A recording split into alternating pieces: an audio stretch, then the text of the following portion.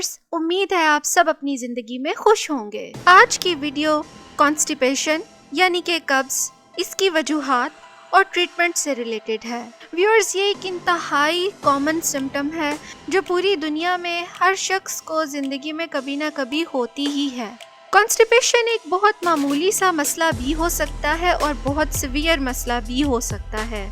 Viewers, हम जो भी फूड लेते हैं वो एसोफेगस यानी कि फूड पाइप से गुजरकर स्टमक तक पहुंचती है, जहां हमारी फूड डाइजेशन के प्रोसेस से गुजरकर बिल्कुल एक लिक्विड सूप लाइक मटेरियल में कन्वर्ट हो जाती है, जो स्मॉल इंटेस्टाइन से गुजरते हुए और छोटे मॉलिक्यूल्स में टूटती फूटती है और बिलाखिर लार्ज इंटेस्टाइन तक पहुंच जाती है। और लार्ज इंटेस्टाइन बॉडी का वो हिस्सा है जहां डाइजेस्टेड फूड में से मिनरल्स और वाटर एब्जॉर्ब होकर जिस्म का हिस्सा बन जाते हैं और बाकी रह जाने वाला वेस्ट मटेरियल स्टूल की शक्ल इख्तियार कर लेता है। और ये स्टूल या पूप लार्ज इंटेस्टाइन के आखिरी हिस्से, जिसे रेक्टम कहते हैं, में इकट्ठा होता जाता है। और जैसे ही रेक्टम भर जाता है तो फिर एक रिफ्लक्स प्रोड्यूस होता है जो कि आपके ब्रेन को ये मैसेज देता है, जिससे स्टूल को बॉडी से बाहर निकालने की डिजायर पैदा होती है। रेक्टम के आखिरी हिस्से पे स्फिंक्टर मसल्स मौजूद होते हैं, जिसके जरिए से आप स्टूल को कंट्रोल कर सकते हैं। लेकिन जैसे ही आप किसी सूटेबल जगह पर पहुंचते हैं या टॉयलेट जाते हैं तो ये मसल्स रिलैक्स हो जाते हैं और स्टूल बॉडी से बाहर आ जाता है। नॉर्मली हर शख्स दिन में एक दफ़ा स्टूल पास करता है, लेकिन अगर कोई शख्स दिन में 2 बार भी स्टूल पास कर रहा है तो ये भी बिल्कुल नॉर्मल है। लेकिन व्यूअर्स, अगर कोई शख्स हफ्ते में 3 बार से कम स्टूल पास करता है या उसका स्टूल नॉर्मल स्टूल से बहुत ज़्यादा सख्त है या स्टूल पास करने के लिए उसे 10 मिनट से ज़्यादा का वक्त लग रहा है, तो इसका मतलब है कि वो शख्स कॉन्स्टिपेशन का शिकार है। कॉन्स्टिपेशन ज़्यादातर इर्रेगुलर लाइफस्टाइल और कुछ हैबिट्स की वजह से होती है, जिसमें कि सबसे पहले अगर कोई शख्स अपनी स्टूल पास करने की डिज़ायर को डिले करता रहता है या बहुत ज़्यादा कंट्रोल करता रहता है तो स्टूल में से एक्सेस वाटर एब्जॉर्ब हो जाता है, जो फिसिस को या स्टूल को बहुत सख्त बना देता है, जिसकी वजह से स्टूल को बॉडी से पास करने में बहुत मुश्किल पेश आती है। और जब मुश्किल पेश आती है तो फिर वो शख्स उसे और डिले करता है, जिसकी वजह से वो कॉन्स्टिपेशन का शिकार हो जाता है। तो व्यूअर्स, जब भी बॉवल रिफ्लक्स प्रोड्यूस हो तो इसको डिले ना किया जाए, फौरन से स्टूल को अपनी बॉडी से निकाल दिया जाए। अगर किसी शख्स की रूटीन बहुत ज़्यादा बैठकर काम करने वाली है या वो बहुत लेज़ी है और कोई फिज़िकल एक्टिविटी या एक्सरसाइज उसकी रूटीन में नहीं है तो भी कॉन्स्टिपेशन हो सकती है, क्योंकि फिज़िकल एक्टिविटीज़ की वजह से डाइजेस्टिव सिस्टम के मसल्स की तरफ ब्लड फ्लो बढ़ जाता है, जो खाने की मूवमेंट को भी बढ़ा देता है, जिसे पेरिस्टालसिस भी कहते हैं।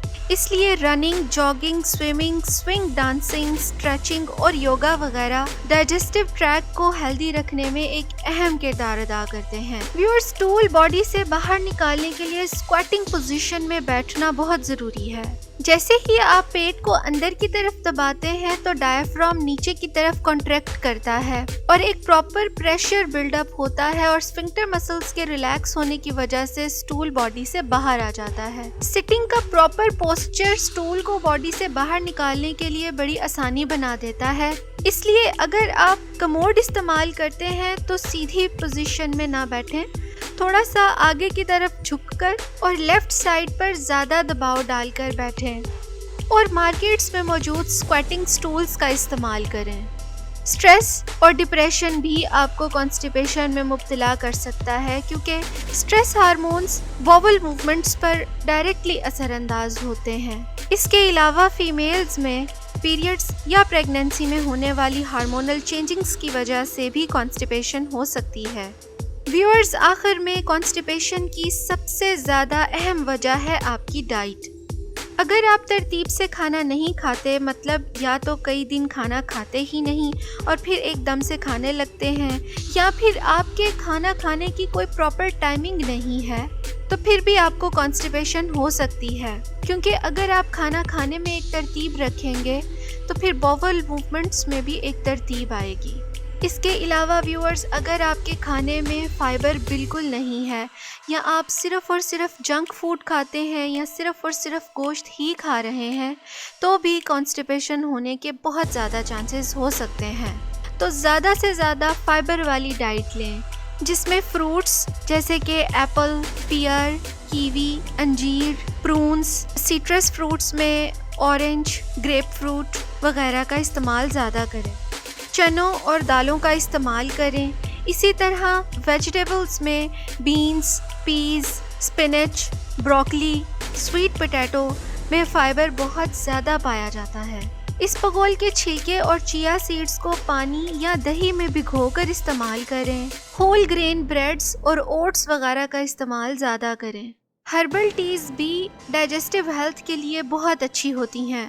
اگر آپ کسی گرم علاقے میں رہتے ہیں یا کسی ایسے ملک میں رہتے ہیں جہاں گرمیاں سردیوں کی نسبت زیادہ لمبی ہوتی ہیں تو 7 سے 8 گلاس پانی کا استعمال اپنی روٹین میں شامل کریں، کیونکہ زیادہ پانی پینے کی وجہ سے سٹول سخت نہیں ہوتا اور کانسٹیپیشن نہیں ہوتی۔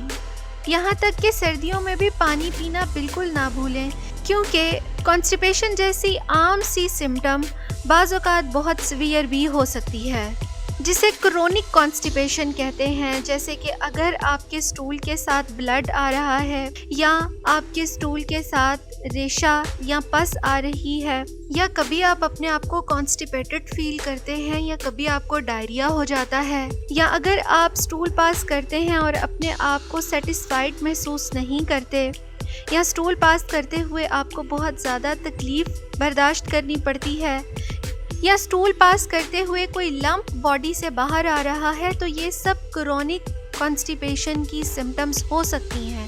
ایسی صورت میں بالکل بھی انتظار نہ کریں اور ایک اچھے گیسٹرو انٹرولوجسٹ سے رابطہ کریں، کیونکہ ایسی علامات کسی بڑی بیماری جیسے کہ پائلز یا ہیمورائڈز وغیرہ کی وجہ بن سکتی ہے۔ میں امید کرتی ہوں کہ اس ویڈیو سے آپ کو بہت ساری انفارمیشن ملی ہوگی۔ اپنا اور اپنے پیاروں کا بہت خیال رکھیں۔